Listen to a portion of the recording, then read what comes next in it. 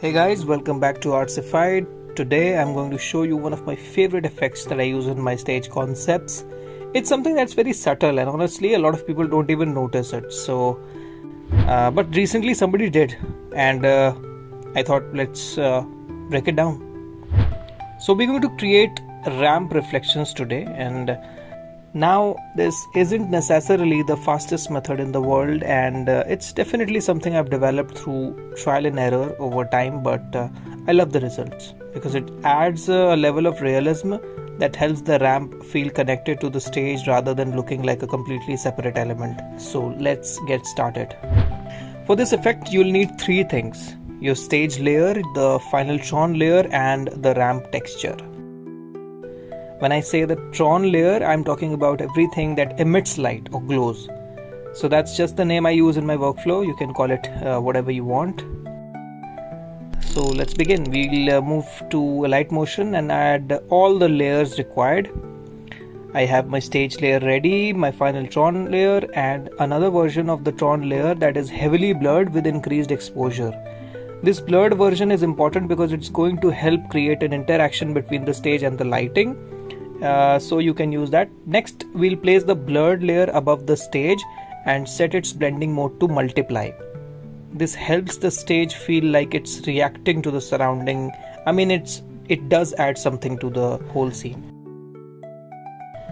After that, I'll add the final Tron layer itself and set it to screen. At this point, the stage and the lighting begin to feel connected and more believable.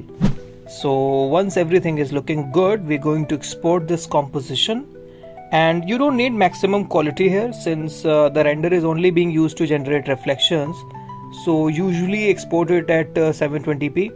It is going to save a lot of time and will work perfectly.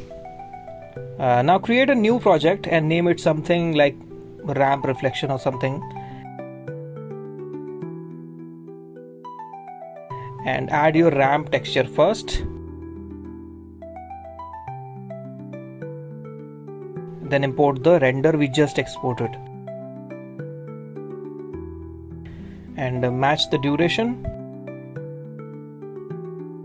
Then flip the rendered stage upside down. This is where the reflection starts to come together. Move the inverted layer into position so it sits naturally with the ramp area.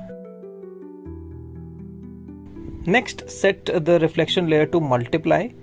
The reflection will probably look too dark at first, so go to your ramp layer and increase the exposure until the reflection becomes visible but still feels natural. This is the part where you can experiment. You can have your thing here and there. You can adjust the opacity, exposure, or blending modes depending upon the look you're going for. Just remember that reflection should stay inside the ramp area. That is very important. And the rest of the background should remain solid black. Also, do not overdo the blur because slight blur helps the light spread naturally, but too much blur will weaken the effect and make everything look muddy, and we don't want that. Once you're happy with the result, export the reflection layer. Again, 720p is usually enough because reflections don't need to be crystal clear. In fact, slightly softer reflections often look more realistic.